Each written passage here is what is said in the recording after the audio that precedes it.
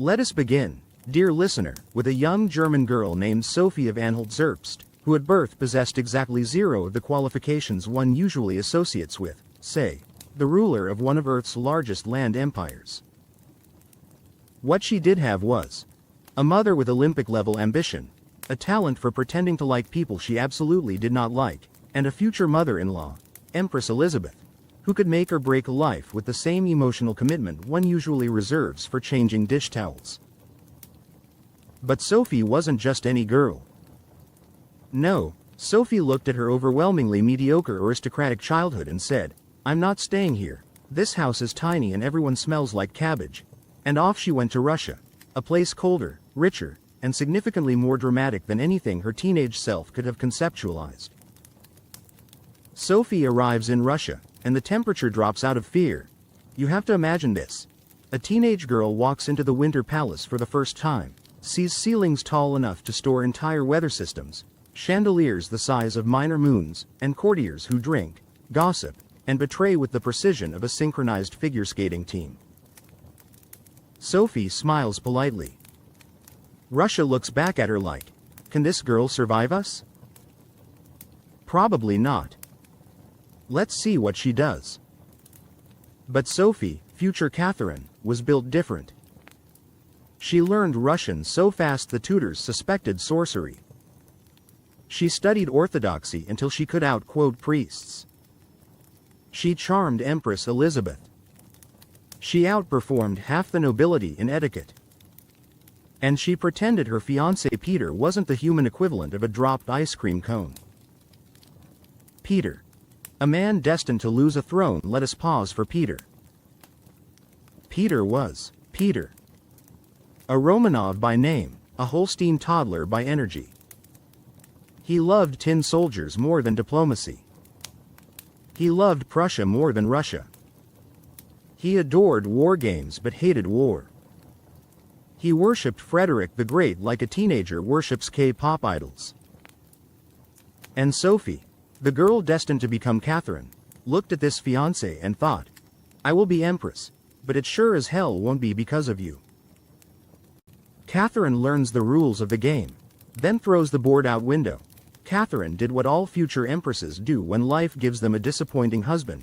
She built alliances. She charmed the military. She befriended the powerful noble families. She studied philosophy and statecraft like her life depended on it, which, in Russia, it absolutely did. She transformed from Sophie right-pointing arrow Catherine when she converted officially, and the entire palace immediately noticed 2 things. She was smarter than Peter. She was more liked than Peter. She was more competent than Peter. She was less likely to hug a Prussian uniform and whisper sweet nothings into it. The math spoke for itself. Elizabeth, Empress of Russia, approves. Mostly Empress Elizabeth adored Catherine in the way one adores a very pretty, very useful decoration. But even Elizabeth, a woman whose tantrums could shatter glass and kingdoms equally, admitted Catherine was promising.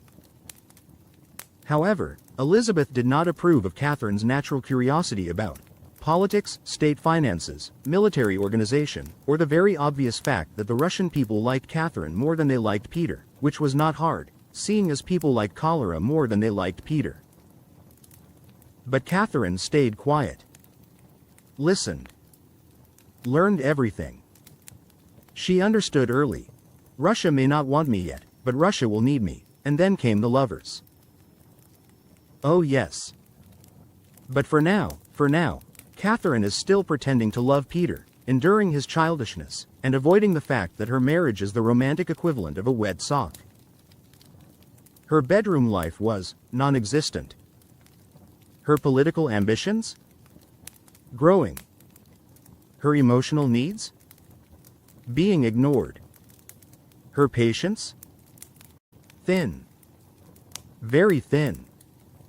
Paper thin. Soon, Catherine would take matters, and men, into her own hands. But that comes later.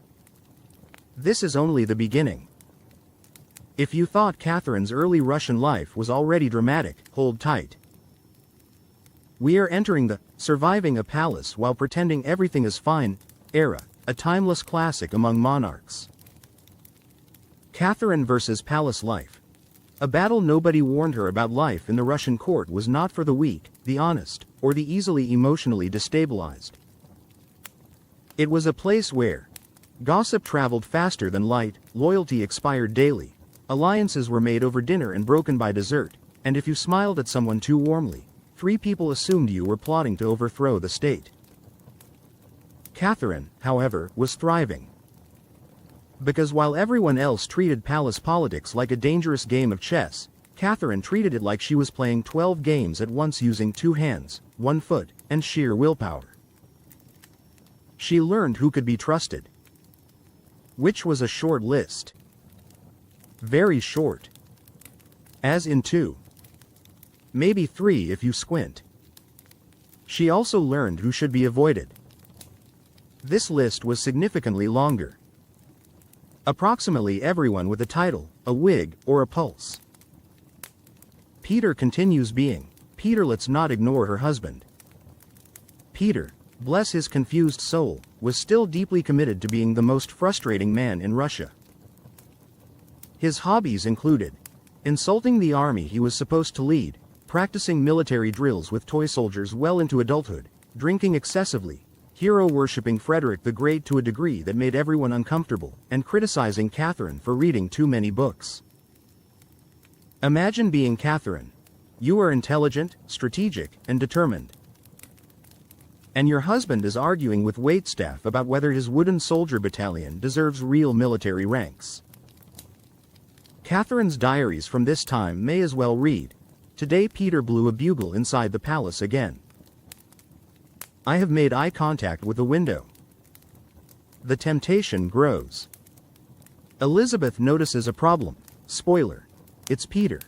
Empress Elizabeth, powerful, temperamental, beautifully dramatic, adored Catherine as her protégée. But she could not ignore the glowing neon sign above Peter's head that read, "This man should not be in charge of anything." She began to quietly worry. Who would inherit the throne? Could Peter even rule a household, let alone an empire?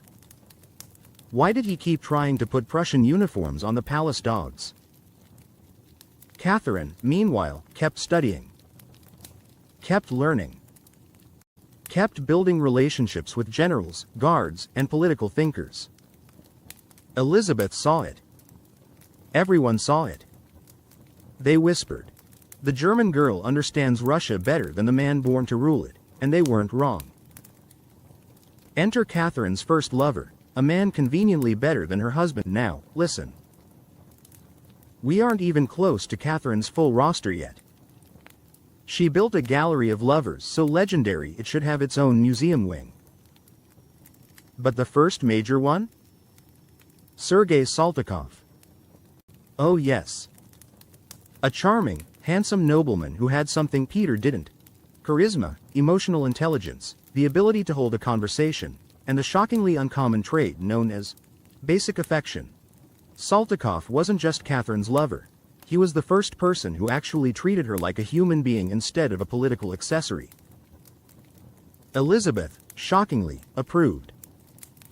Because Elizabeth wanted Catherine to produce an heir.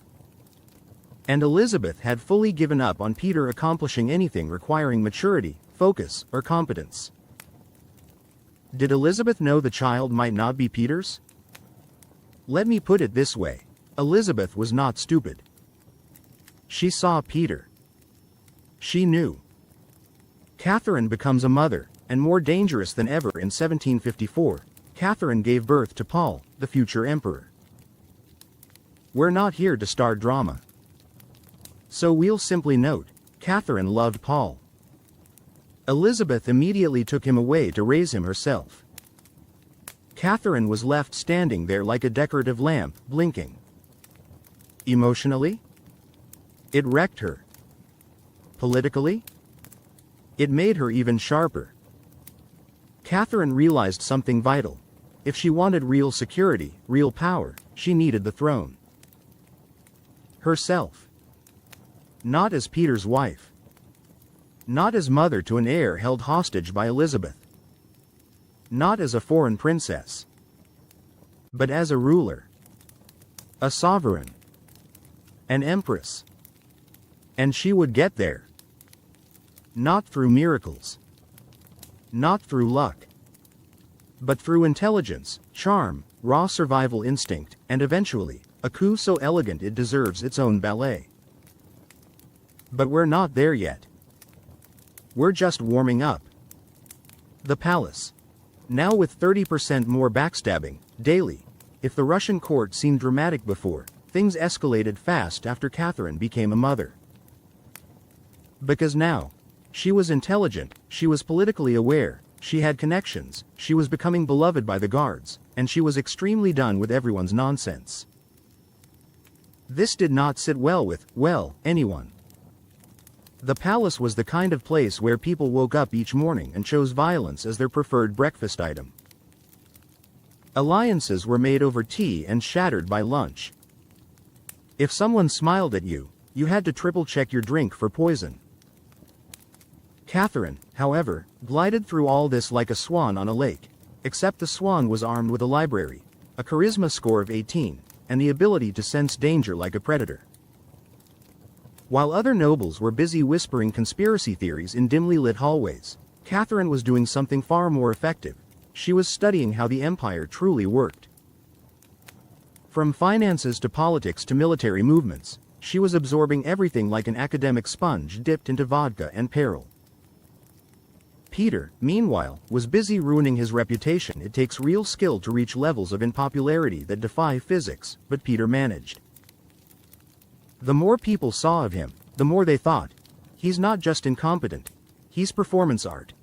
His greatest hits during this time included insulting Orthodox traditions, which is not a hobby you pick in Russia without consequences, worshipping Frederick the Great like a man who'd won a lifetime subscription to Prussian Fanboy magazine, yelling at servants for not respecting his wooden soldiers, and routinely complaining that Russia was too Russian. He also continued enthusiastically annoying Elizabeth, who was still Empress and still in charge and still very capable of having people disappear for a while. Peter was not reading the room. Or the throne. Or anything, really. Catherine learns the most important court skill. Selective trust. Catherine began to identify her real assets, and spoiler alert, none of them were Peter. Her allies included 1. The guards. The Imperial Guard loved Catherine. She spoke to them like humans, not props for her ego. She learned their names, their families, their loyalties. A dangerous skill. A powerful one. A queen-making one. 2. Enlightenment thinkers. Catherine wasn't just reading French philosophy, she was inhaling it. Voltaire, Diderot, Montesquieu. She consumed their works with the energy of a Netflix binge combined with world domination intentions. And the most dangerous part? She understood it. 3. Certain nobles who weren't exhausting. Not many. But a few recognized her intelligence. Others simply recognized she wasn't Peter, and that was enough. 4. Lovers who did more than just look pretty. Catherine didn't pick partners for fun. Okay, not only for fun. She picked influence, strategic loyalty, companionship, and occasionally people with abs that could stop a political crisis. This brings us to enter Stanislaw Poniatowski. Lover, diplomat, disaster in the making. We now introduce the second major man in Catherine's life story. Stanislaw August Poniatowski, future king of Poland, present professional charmer. He was handsome, intelligent, clean-shaven, a novelty, and could string together sentences without insulting half the empire. Catherine found him refreshing. Their relationship was passionate, intellectual, politically useful, and also destined to cause international drama later, but that's for another chapter. Poniatowski adored her. Catherine adored him back. Their letters were basically 18th century fanfiction with diplomatic flair. But what truly mattered? Catherine wasn't just finding lovers, she was building a network. A web. A structure of power that was slowly forming around her like the world's most elegant conspiracy. Catherine realizes her biggest advantage. Nobody is paying attention. Here's the thing about palace politics. People respect titles. They underestimate women. And they underestimate foreign-born women even more.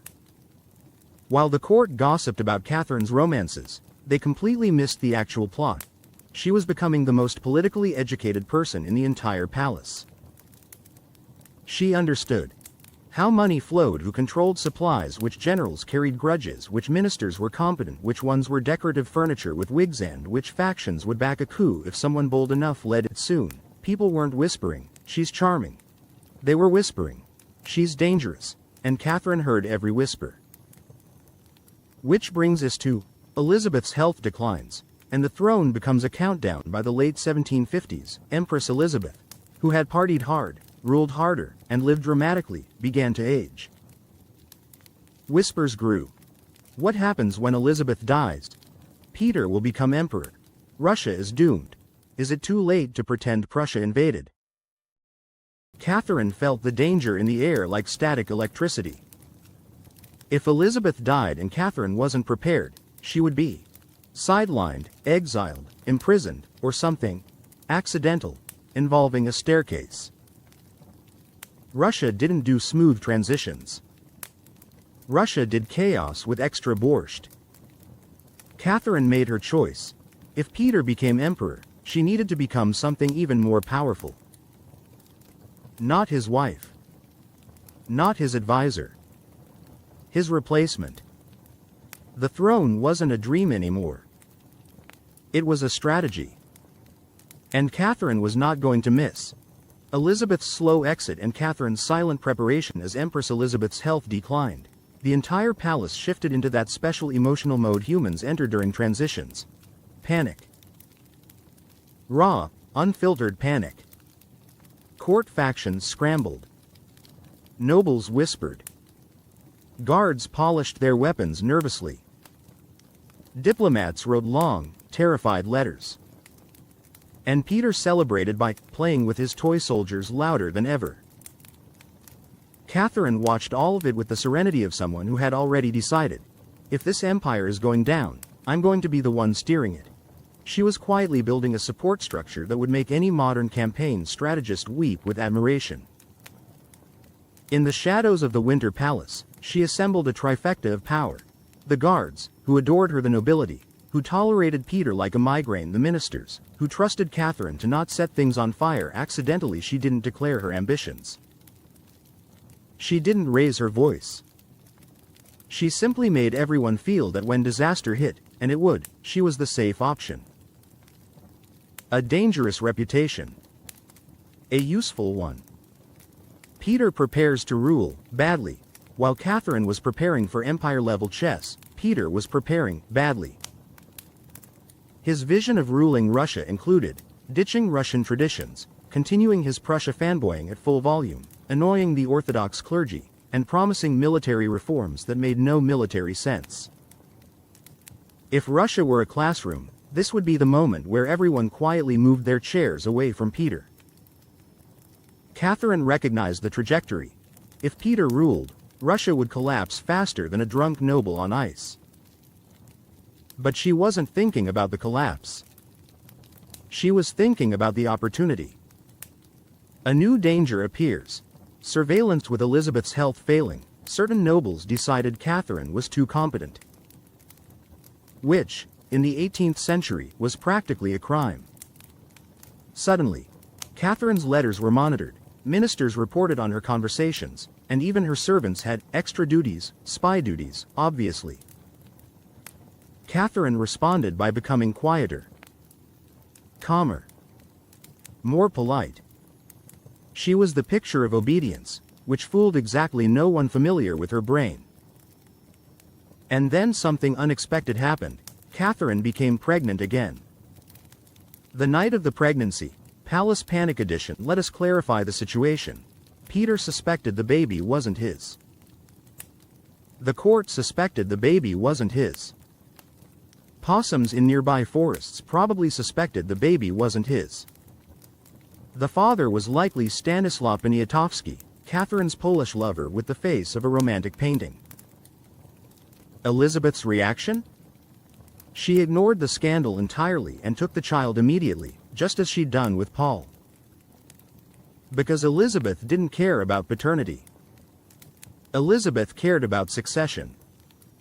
But Catherine? She cared about consequences. This pregnancy could ruin her. It could get her divorced, exiled, imprisoned, or worse. She needed allies more than ever. And she would find them. In fact, one of them was already watching her with deep interest. Enter the Orlov brothers. Catherine's newest power boost. The Orlov brothers were tall, strong, dramatic, politically ambitious, and easily described as the human embodiment of confidence. But most importantly, they were members of the Imperial Guard. And the Guard was the key to everything. Grigory Orlov, in particular, became Catherine's most important connection. Handsome, assertive, and absolutely allergic to subtlety, he walked into Catherine's life like, "Good evening, I'm here to change Russian history." Their relationship became romantic, strategic, mutually beneficial, and deeply alarming to Peter, who noticed everything except the things that mattered. With the Orlovs on her side, Catherine suddenly had military strength, loyal officers, political muscle, and, most importantly, a faction willing to commit treason for her. This would come in handy soon. Very soon. Elizabeth's death. The clock hits zero in late 1761. Empress Elizabeth finally passed away. Her death struck Russia like a thunderclap. People wept. Church bells rang. The court froze. And Peter became emperor. For a brief moment, Russia held its breath. Then Peter immediately began making catastrophic decisions like he was trying to speedrun how to lose an empire in under 6 months. His reforms included insulting the entire army, alienating the clergy, freeing a man imprisoned for attempting to overthrow Elizabeth, amazing decision, preparing to invade Denmark because his relatives annoyed him once, and sending Russia's army home right after they'd won a war. Russia looked at him like, "Sir, please stop." Catherine looked at him like, "My moment has arrived." Because now the stakes were clear. If she didn't act soon, Russia was going to implode under Peter's leadership, and she would go down with him. The Orlov brothers saw it too. Generals saw it. Nobles saw it. The clergy saw it. Most of Europe saw it. Everyone recognized the same truth. Catherine was the only one capable of ruling the empire. And if she wanted that crown, she would have to take it. The empire begins to rot. No offense, Peter. With Elizabeth gone and Peter technically emperor, Russia immediately began suffering from what scholars might call catastrophic leadership failure syndrome. Peter was out here, dismantling alliances, taunting the Russian military, neglecting state matters, obsessing over Prussia, ignoring his wife, again, and pushing reforms nobody asked for, all while wearing military costumes that made grown generals weep. Catherine, meanwhile, was in observation mode, calm, patient, and collecting political disasters like Pokemon. The empire was wobbling. Factions were restless. Ministers were losing faith. The clergy was eyeing Peter like he was a sentient plague. Catherine realized something unnerving. She might not need to take the throne. Peter might drop it on his own. But she wasn't taking chances. Not with her life. Not with her son's life. Not with the empire's fate. Because Peter's incompetence wasn't just annoying, it was dangerous. Russia needed stability. Russia needed intelligence. Russia needed someone who didn't practice war strategy using toy soldiers. Russia needed Catherine. A dangerous night. Catherine learns of Peter's plan around this time. Catherine received critical information. Peter planned to divorce her. Not politely. Not quietly. No, he planned to strip her of her titles, banish her, lock her away, and marry his mistress. A mistress who, to be fair, had the personality of a lukewarm crouton. But that wasn't the issue. The issue was that Catherine's entire position, her safety, was in jeopardy. If Peter removed her, the Orlovs couldn't protect her, the nobility couldn't save her, her son would be taken away forever, and her political future would end in an instant. Catherine was done. This wasn't about ambition anymore. This was survival. The coup begins. Catherine wakes up to treason o'clock. The Orlov brothers arrived in Catherine's chambers in the middle of the night, breathless, armed, and glowing with the enthusiasm of men ready for illegal activity. They told her, "It's time." Peter was preparing to arrest her. They had to move immediately. Catherine got out of bed, dressed quickly, and stepped into the early morning light, ready to risk everything. No hesitation. She wasn't just participating in a coup. She was leading it. Racing to the guards, Catherine's most iconic entrance, the Orlovs loaded Catherine into a carriage and sped through St. Petersburg toward the barracks of the Izmailovsky regiment. Imagine Catherine, exhausted, terrified, determined, stepping out of the carriage in a simple riding outfit, her hair slightly undone, surrounded by soldiers who adored her. The guards knelt, pledged loyalty, swore to protect her. Catherine accepted calmly, though her heart must have been hammering like a blacksmith Olympics. Next stop? The Semenovsky regiment, then the Preobrazhensky, then the Horse Guards. Every regiment they visited swore allegiance to her. Every officer kissed her hand. Every soldier cheered her name. By the time the sun rose, Catherine had the entire military capital on her side. That's not politics. That's destiny with urgency. Catherine is proclaimed Empress. Without asking Peter, the clergy was the next obstacle. They agreed immediately. The Archbishop himself crowned her with Catherine, the autocrat and sovereign of all the Russias. And she wasn't even at the palace yet. This was a coup conducted with the energy of a flash mob. Fast, coordinated, terrifyingly effective, and a little theatrical. Catherine rode through St. Petersburg on horseback in a guard's uniform, sword at her side, as crowds filled the streets cheering. Not forced. Not staged. People wanted her to rule. People needed her to rule. By noon, she was Empress. Peter learns the news and panics in pure Peter fashion. Where was Peter during all of this? At his country estate. Playing soldier with his friends. When news arrived that his wife had, taken the throne, Peter reacted with shock, confusion, panic, and the overwhelming realization that he should have seen this coming. He attempted to rally troops, but discovered an inconvenient truth: he had no supporters. The army abandoned him. Ministers abandoned him. Even his pet dog probably abandoned him emotionally. Peter wrote Catherine a letter offering to share the throne. Catherine did not respond. Peter fled, was captured, and forced to sign an abdication. Russia exhaled. The empire felt stable again. And Catherine, finally, was ruler in her own right. This was only the beginning of her reign. But oh, what a beginning it was. Peter's final days. The emperor who misplaced an empire after being forced to abdicate in record-breaking speed. Peter was taken to a nearby estate. Not quite a prison, but definitely a "please don't run off and start chaos" facility. Technically, Catherine wasn't planning to execute him. She wanted him alive, tucked away like an embarrassing family secret. Something like, "Here lies Peter, my ex-husband. He lives in a cottage. He bothers no one. Please do not feed him Prussian pamphlets." But unfortunately, Russia is a place where accidents happen often. especially to former emperors. Peter's mysterious and questionable death only 8 days after the coup. Peter died under circumstances historians politely call suspect. Officially, he succumbed to hemorrhoidal colic, which is a bold diagnosis for a man who died after a drunken brawl with his guards.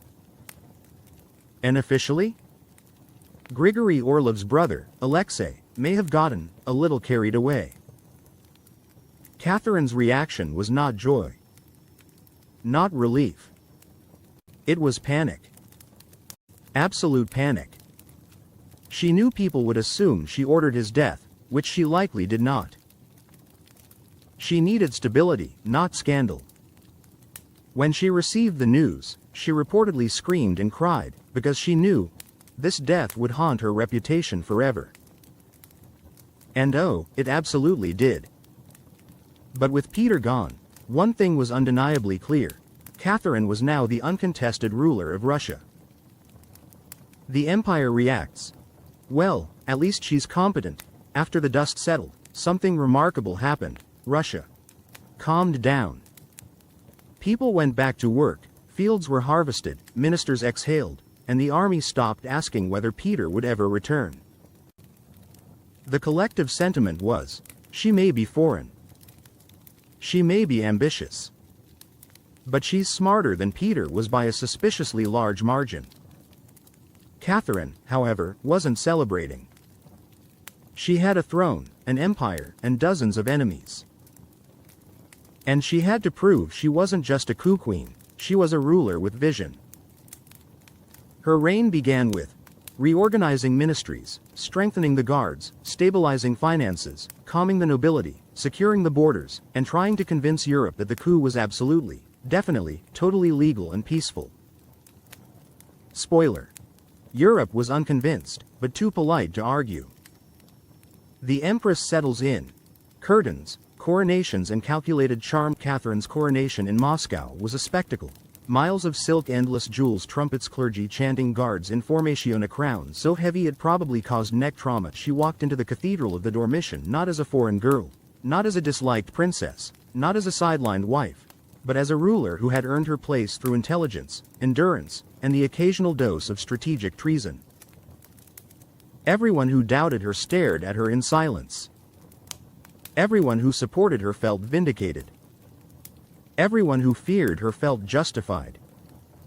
Catherine was not just Empress. She was a force. Catherine consolidates power like an absolute professional. Catherine's first goal was survival. Her second was legitimacy.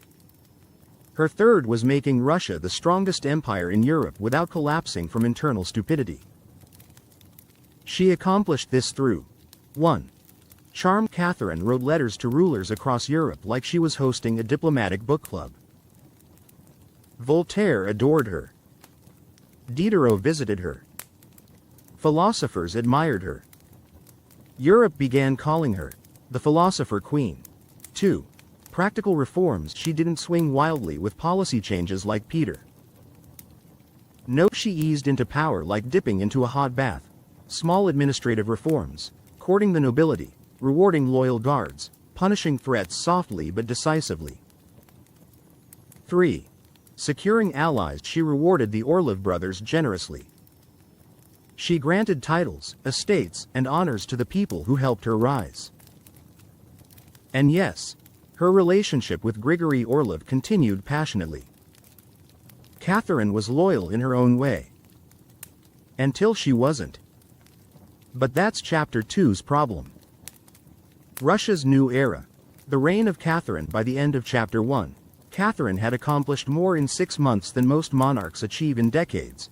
She seized power flawlessly, removed Peter without sparking civil war, secured the military, charmed the clergy, reassured the nobility, stabilized the court, and presented herself as a mother of the nation.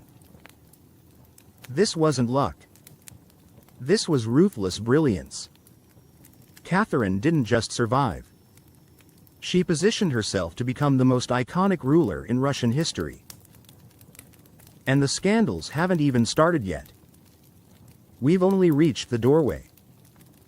Behind it? Reforms, conquests, lovers, gossip, political theater, iconic quotes, diplomatic warfare, legendary bedroom politics, and myths so absurd they demand their own comedic autopsy. The fun begins now. The empire grows, the lovers multiply, and everyone else has a migraine. If Russia in the 1760s felt suspiciously quiet, that's because it was the kind of quiet people get right before a building collapses under the weight of its own chandeliers. Catherine had taken the throne. The court had taken a collective breath. And every foreign ambassador in St. Petersburg had taken out a notebook labeled, Catherine II. Please God let this be more stable than the last one. Spoiler. It was and it wasn't. Because Catherine, bless her perpetually curious, politically omnivorous soul, was attempting something incredibly bold, running an empire and romantic speed running at the same time. We begin with her government. The reform phase right out of the gate, Catherine tried to be the Enlightenment's teacher's pet. She devoured Voltaire, Montesquieu, Rousseau, briefly, until he annoyed her, and various other men who wrote entire political philosophies while never managing to put on matching socks.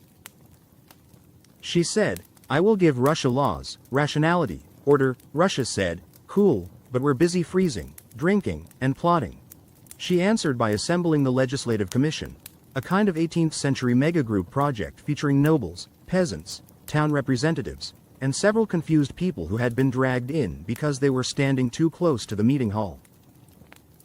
Catherine gave them her famous Nakas, a 600-page instruction manual she may or may not have binge-written while manic on coffee and Enlightenment idealism.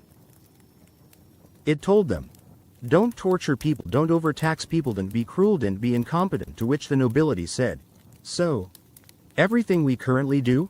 You want us to not do it?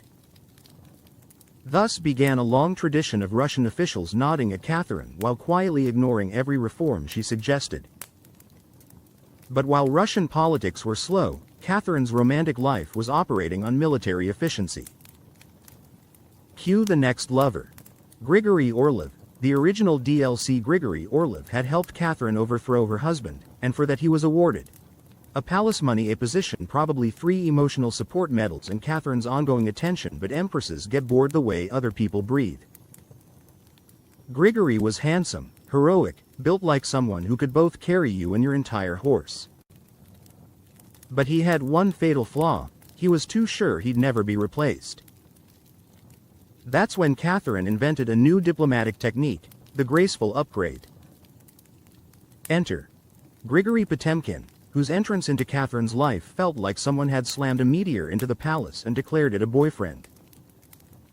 Potemkin. The man, the myth, the walking red flag you'd still text at 2 a.m. Potemkin was many things. Genius, disaster, hot mess, brilliant statesman, possibly missing an eye, possibly not missing one, debate still ongoing, but most importantly, he was the only man in Catherine's entire life who matched her chaos to brilliance ratio. His flirting style was, write a military plan while staring at you intensely. His love language was, build an entire Black Sea fleet just to show I care. They adored each other in a way historians politely call volcanic. Did they fight?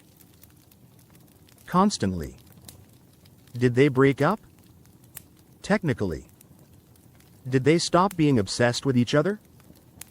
Never. Not even after Catherine rotated through several more lovers like someone picking seasonal produce. Potemkin simply transitioned into the role of eternal advisor, empire builder, ex-lover, occasional lover. It's unclear. Historians argue. Guy who hand-picked her future boyfriends because no one understood her type better than he did. Catherine's romantic timeline was essentially Potemkin right-pointing arrow, a collection of handsome men. Potemkin personally approved right-pointing arrow. Potemkin again right-pointing arrow, politics right-pointing arrow, handsome men right-pointing arrow. Potemkin in spirit. Meanwhile, the empire was exploding.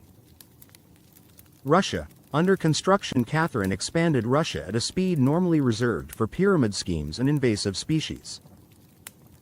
She crushed rebellions, grabbed Crimea like it was on Black Friday sale, strengthened the nobility, and stole huge chunks of Poland in a collaborative project with Prussia and Austria, which historians now refer to as the worst group project ever completed.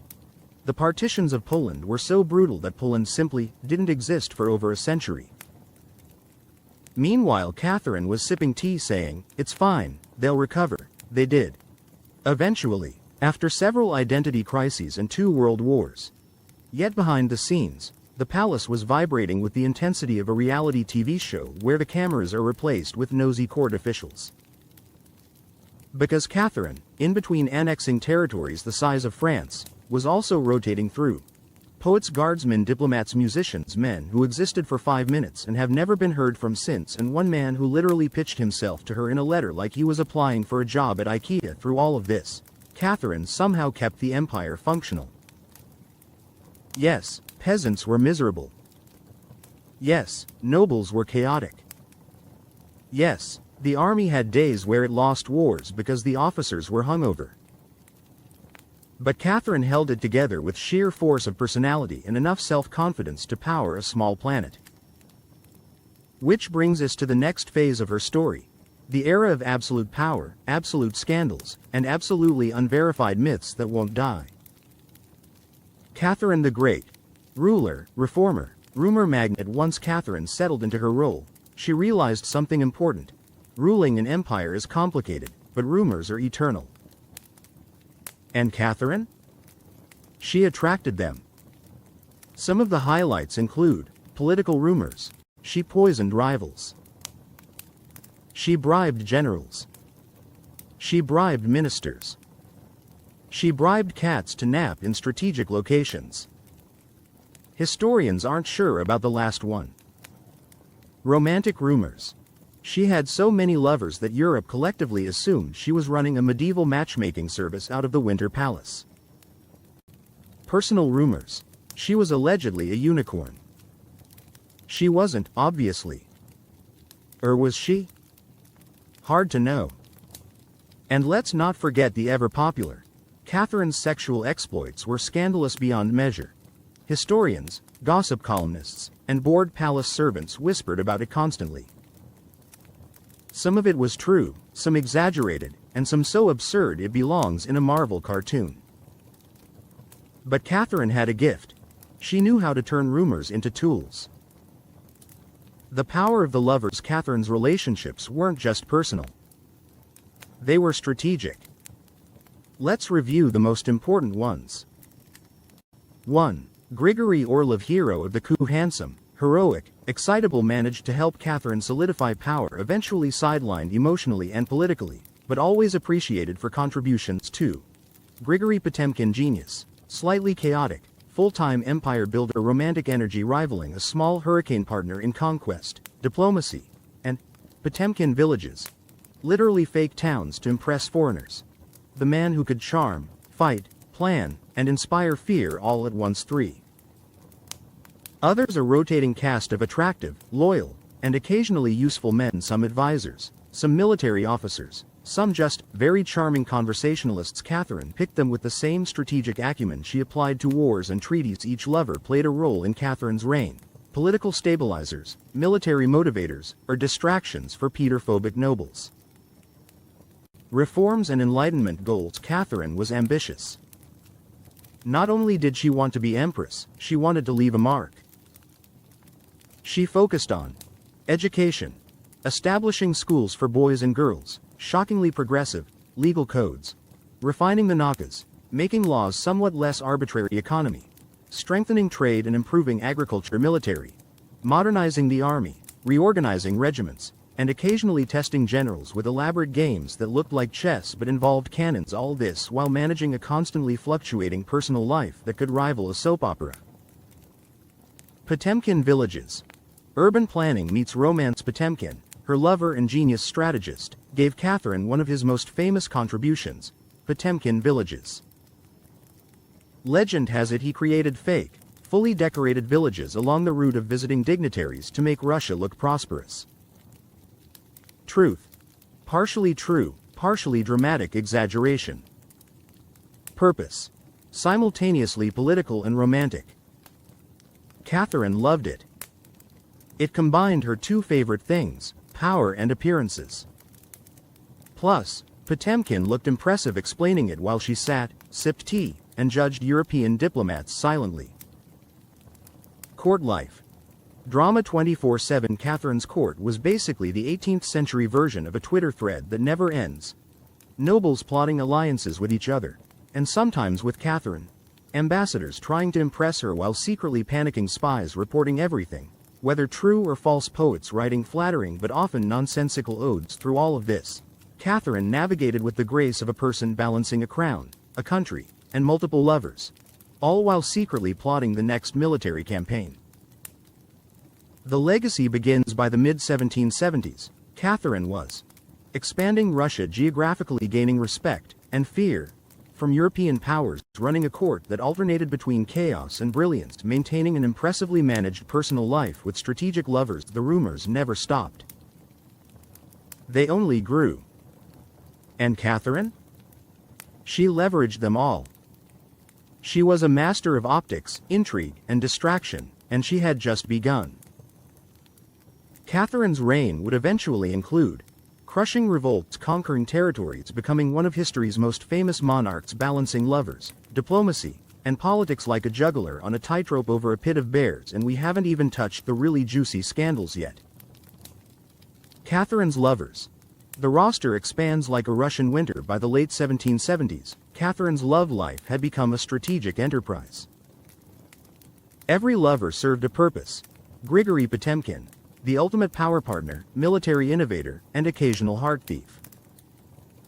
He built fleets, organized armies, created Potemkin villages, and somehow looked like a Greek god while doing it. Catherine adored him intellectually and romantically. Alexei Orlov, older, heroic, a coup veteran. Useful for influence in the military and occasionally satisfying romantic distractions. Stanislaw Poniatowski, brief but intense affair with diplomatic potential, reminding Catherine how to charm foreign powers through sheer charisma.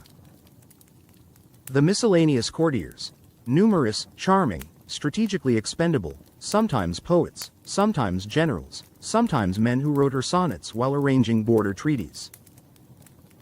Catherine's lovers were not accidental. Each one reinforced her control of the court, the army, and occasionally the gossip mill.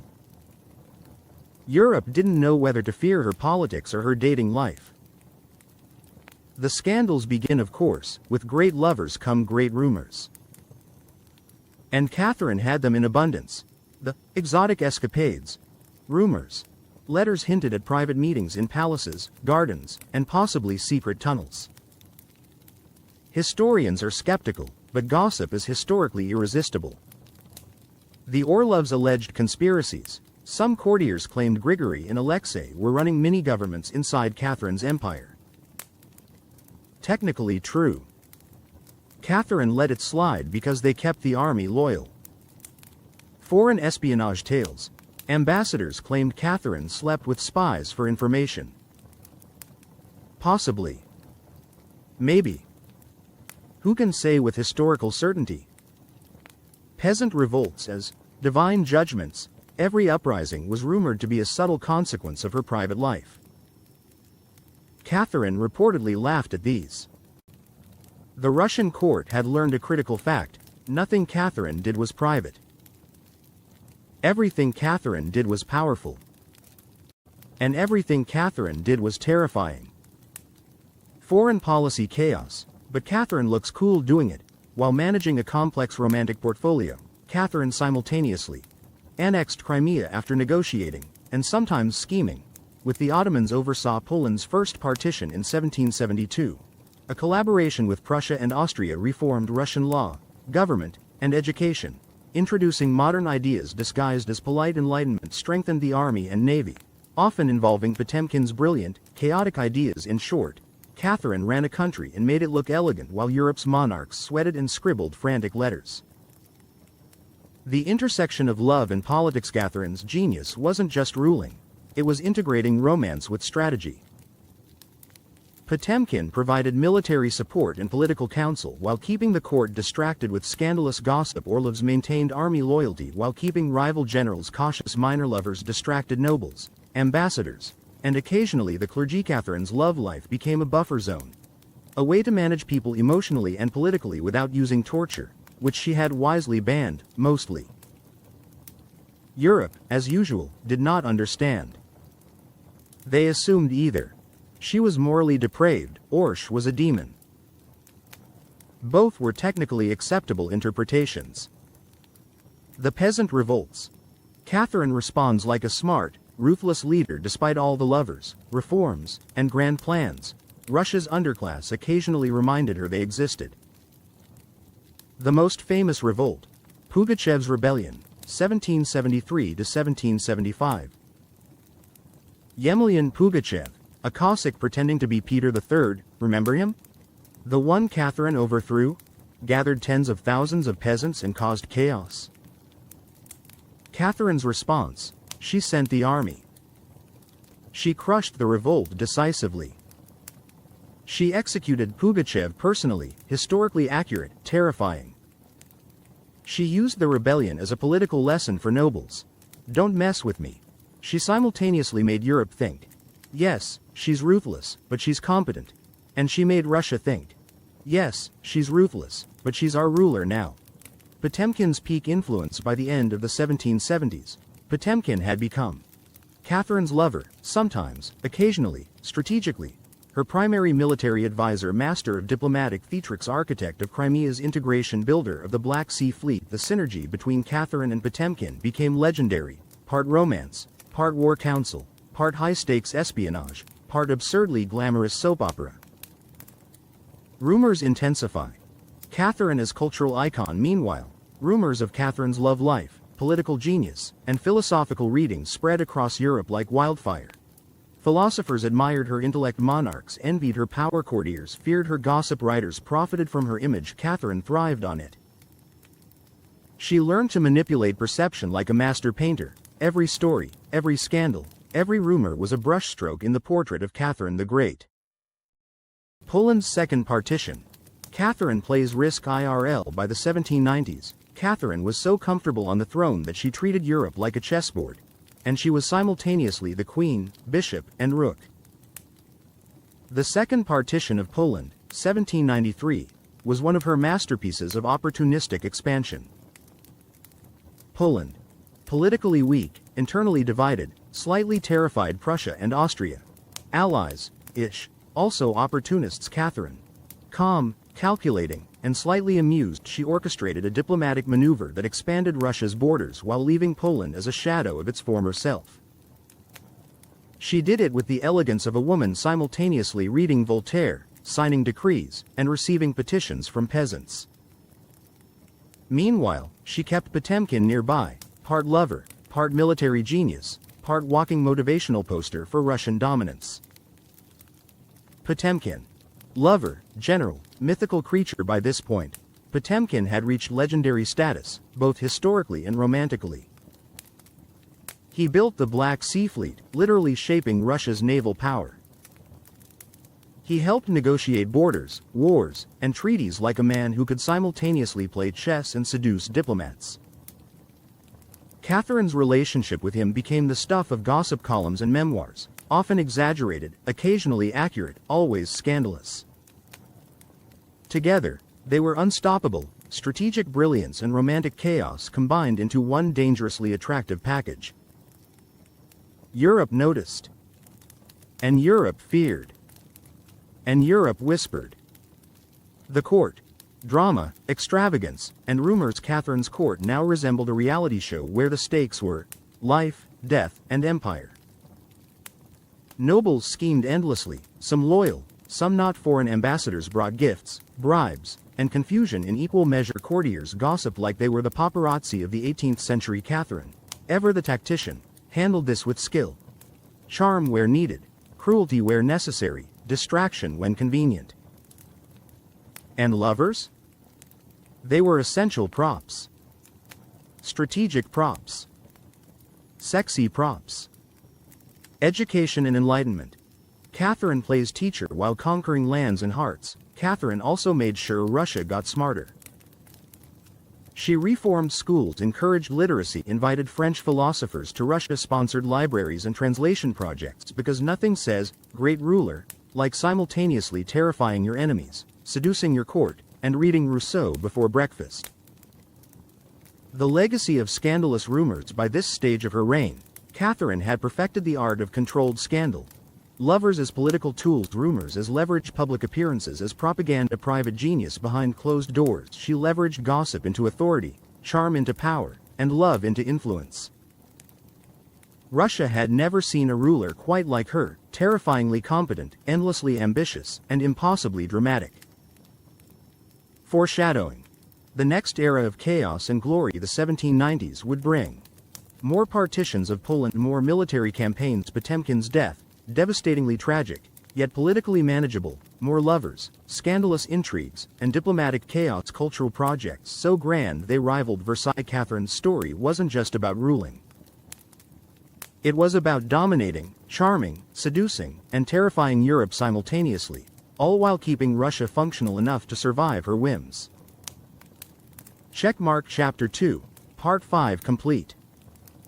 Potemkin at full throttle. By the mid-1780s, Grigory Potemkin had reached mythical status, not just in Catherine's life but in the annals of Russian history. Architect of the Black Sea Fleet, mastermind behind Crimea's annexation, builder of towns, roads, and, yes, Potemkin villages.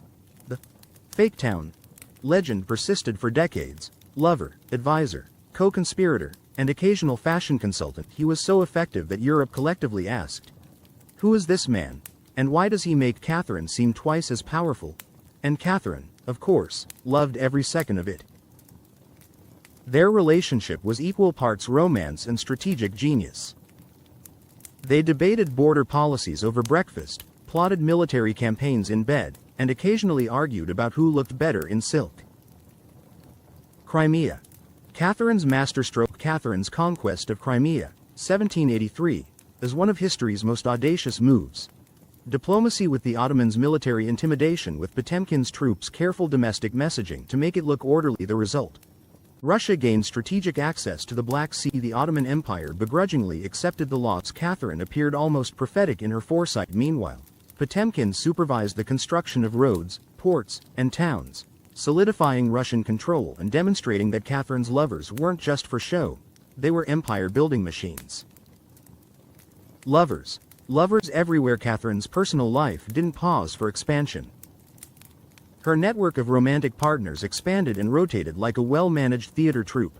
Potemkin, the intellectual, strategic, emotionally intense, constant, various courtiers and officers, occasionally useful, occasionally scandalous letters and gifts, maintained both affection and loyalty. The court whispered endlessly, feeding a gossip ecosystem that Catherine expertly manipulated. She turned rumors into political tools, using stories of her affairs to distract enemies, cement loyalty, and occasionally terrify foreign diplomats. Cultural revolution under Catherine. While conquering lands and lovers alike, Catherine also invested heavily in culture.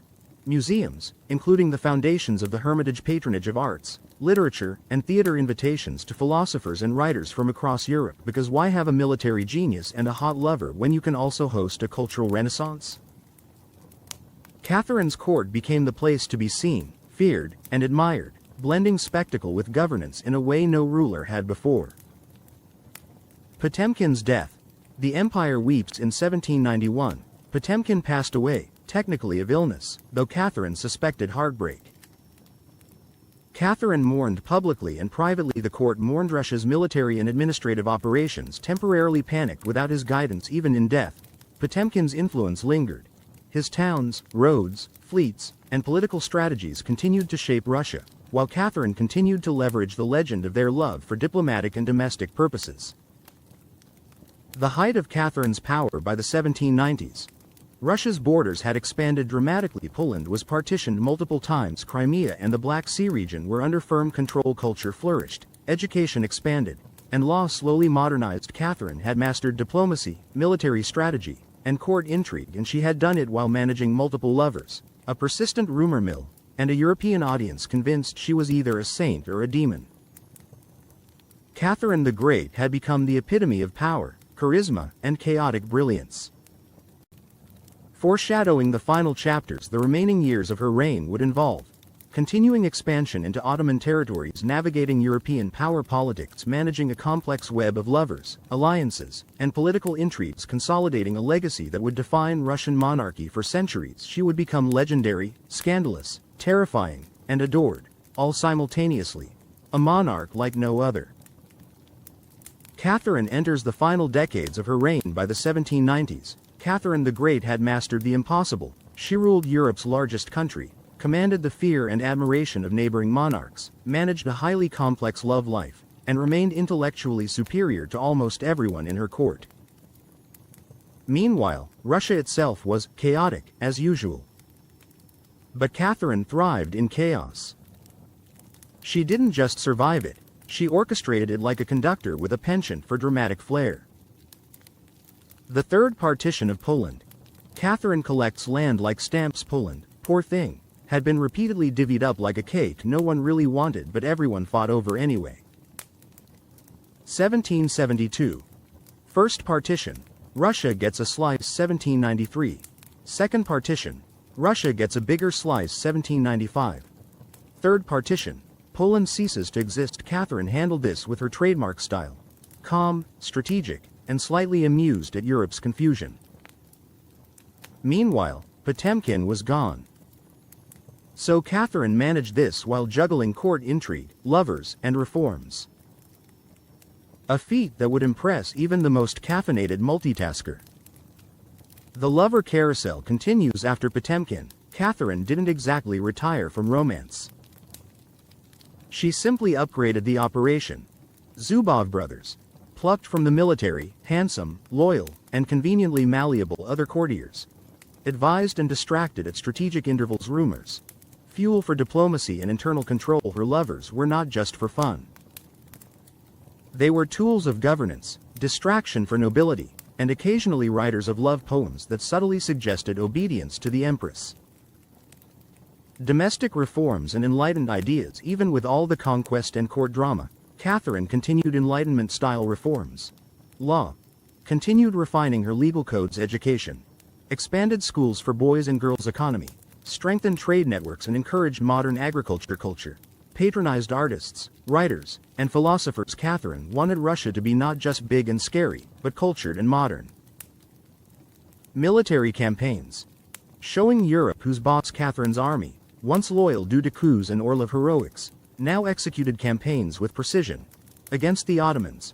Expanded Russian influence and secured key territories. Border fortifications. Strategically built, sometimes decorated with Potemkin-esque flair for intimidation. Military reforms.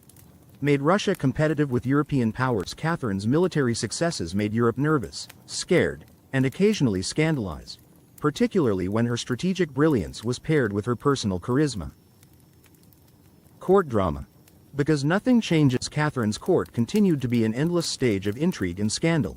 Nobles plotting alliances, rebellions, and marriages. Diplomats scheming while sending reports filled with exaggerations and panic warnings. Lovers strategically positioned to distract, influence, and occasionally entertain. Through it all, Catherine remained calm, calculating, and terrifyingly effective. She turned gossip into policy, charm into influence, and lovers into instruments of statecraft. Catherine's public image, saint or scandalous? Europe debated her endlessly. Was she a wise philosopher queen? Was she a debauched seductress? Was she secretly immortal? The answer: yes, on all counts. Catherine leveraged this perception expertly. Publicity, rumor, and legend became extensions of her political power. Foreshadowing. The final acts of Catherine the Great. The final decades would be defined by continued territorial expansion, final consolidation of power, cultural and intellectual dominance, managing lovers, rumors, and diplomacy like a seasoned general, leaving a legacy so legendary it would survive centuries. Catherine's reign wasn't just about ruling Russia. It was about turning every possible story, political, romantic, or scandalous, into a tool of power. Potemkin's death and its aftermath. Grigory Potemkin, Catherine's longtime lover, advisor, and occasional chaos generator, died in 1791. Catherine mourned, probably dramatically, possibly theatrically. The court panicked, because Potemkin ran everything efficiently while looking like a Greek god. Russia's expansion projects continued, but now Catherine had to personally shoulder more responsibility. Despite his death, his influence lingered. Fleets, fortresses, towns, and diplomatic connections remained, all proof that Catherine picked her lovers like generals, smart, capable, and dangerously effective. The new generation of lovers. Catherine didn't retire. No, she upgraded. Platon Zubov. Young, handsome, extremely loyal, and ridiculously infatuated with her.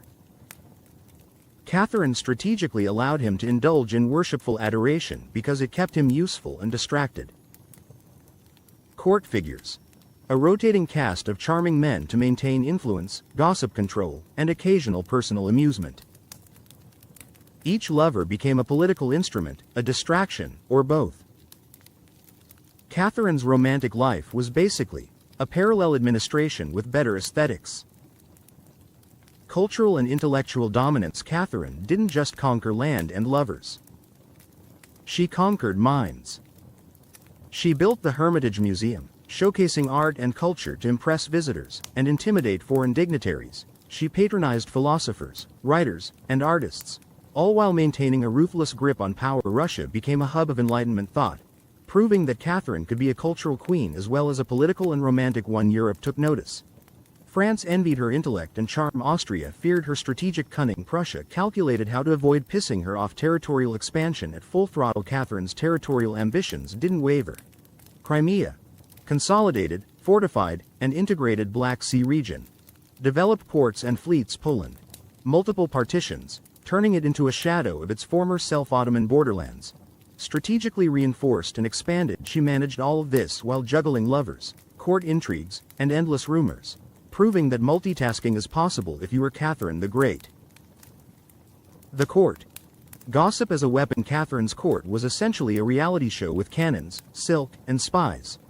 Lovers strategically placed for influence and distraction. Diplomats writing frantic letters about her personal life as if it were a threat to European stability. Nobles plotting rebellions or alliances, often underestimating her control. Peasants occasionally revolting, which she crushed efficiently and dramatically. Catherine turned rumors and gossip into tools of governance.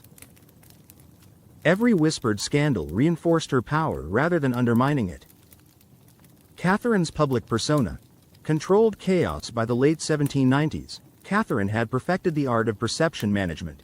She was feared for her political brilliance. She was adored for her intelligence and charm. She was whispered about for her personal life. She was envied for her cultural projects. She understood that image was half of power, and she wielded it like a blade. Foreshadowing the final chapter. The remaining years of Catherine's reign would involve final territorial consolidations and reforms, maintaining a carefully curated lover strategy, expanding cultural and intellectual influence, cementing her legacy as Russia's most legendary ruler. Catherine's story was now entering its epic conclusion, a mix of conquest, scandal, and brilliance that would echo through centuries. Catherine's empire at its peak. By the turn of the 19th century, Catherine's Russia was a behemoth.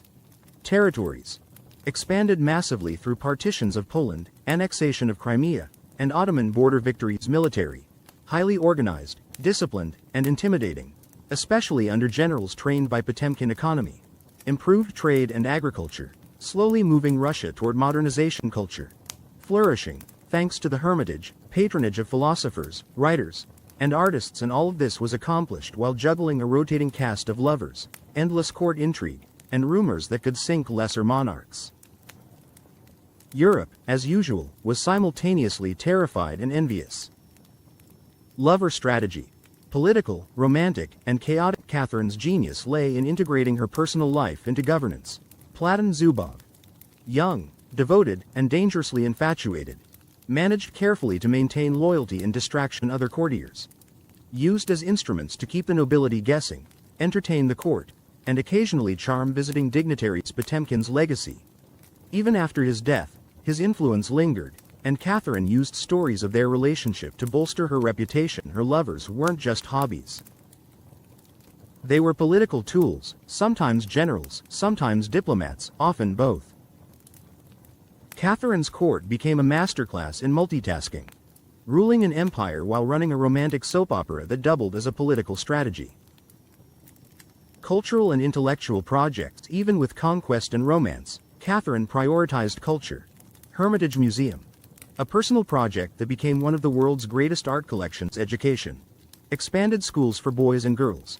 Promoted literacy and intellectual growth. Philosophical correspondence. Maintained letters with Voltaire, Diderot, and other Enlightenment thinkers. She ensured that Russia was not only feared militarily but also respected intellectually and culturally.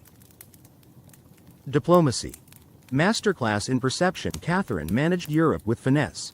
France, Prussia, Austria, all aware of her intelligence and ruthlessness. Letters, appearances, and rumors carefully curated to intimidate and charm simultaneously. Scandals, real or imagined, leveraged as political tools. By the end of her reign, Catherine had mastered perception management, understanding that controlling narratives was just as important as controlling armies. Scandals and legends. Catherine's personal life fueled endless stories. Her lovers, carefully chosen, served multiple purposes. Rumors of intrigue, romance, and scandal spread across courts in Europe. Courtiers and diplomats wrote letters filled with astonishment and fear. Catherine expertly manipulated these narratives, turning gossip into a subtle instrument of power. The legends of her affairs, intelligence, and ruthlessness became inseparable from her identity as a ruler, and she leaned into them. The final years. Reflection and legacy. By the early 1800s, Catherine was older but still formidable. Russia had expanded, modernized, and gained European respect. Culture flourished under her patronage. Lovers remained strategically important, but she could now wield influence with sheer reputation alone. Her court operated under her control, balancing loyalty, fear, and admiration. Catherine understood that her legacy would outlast her, not just through conquests or reforms, but through stories, myths, and legends of her brilliance and audacity. Catherine the Great. The perfect storm. Catherine's reign combined military brilliance. She expanded and strengthened Russia. Political cunning. She navigated nobility, courts, and international diplomacy. Romantic strategy. Lovers used as tools, distractions, and companions. Cultural patronage. She fostered art, literature, and philosophy. Legend. Stories of her intellect, power, and audacity spread across Europe. She was feared, admired, envied, and adored. She wasn't perfect, but she was legendary, the ultimate chaotic genius in powdered wigs and silk gowns. The Last Lovers. Power, drama, and distraction. In her final decades, Catherine's personal life continued to serve as both amusement and strategy. Platon Zubov. The final, extremely devoted favorite. She managed him with the precision of a general and the humor of a playwright. Courtly affairs. Lesser courtiers, charming companions, and diplomatic distractions rotated like a well-curated theater troupe. Romantic reputation. Catherine's lover network became legend, with each relationship carefully balanced for political, emotional, and social effect. Through these relationships, Catherine demonstrated that romance and governance are not mutually exclusive, particularly when wielded with intelligence, charm, and occasional ruthlessness. Final military and territorial achievements. Even in her later years, Catherine remained a force to be reckoned with. Ottoman campaigns. Secured key territories and fortified borders. Poland.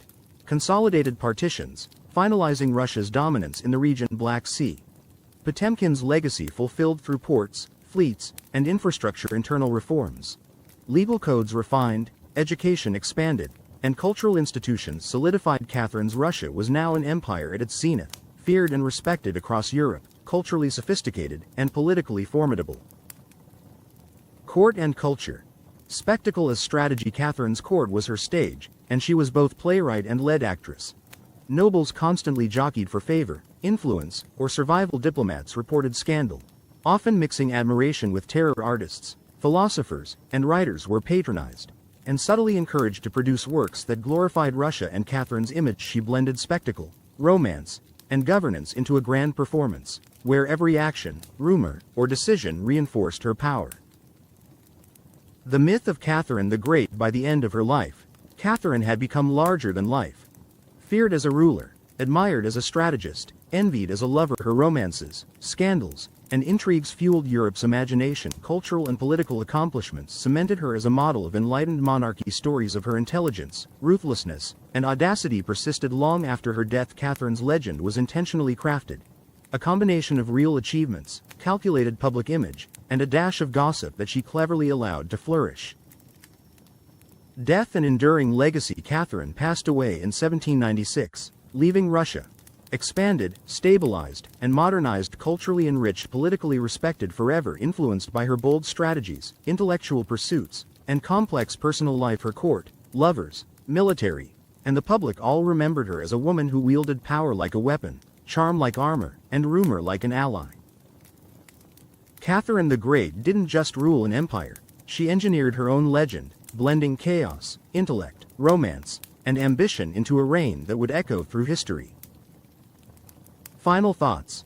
The perfect storm. Catherine's life combined political genius, strategic conquests, reforms, and diplomacy, romantic mastery, lovers as political tools, distractions, and companions, cultural brilliance, patronage of art, literature, and philosophy, public manipulation, mastery of perception, rumors, and image. The result?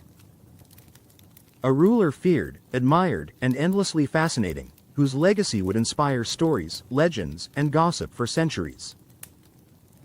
In short, Catherine the Great wasn't just an empress. She was a force of nature, a storm in silk, a hurricane in heels, and a legend carefully curated through brilliance and chaos.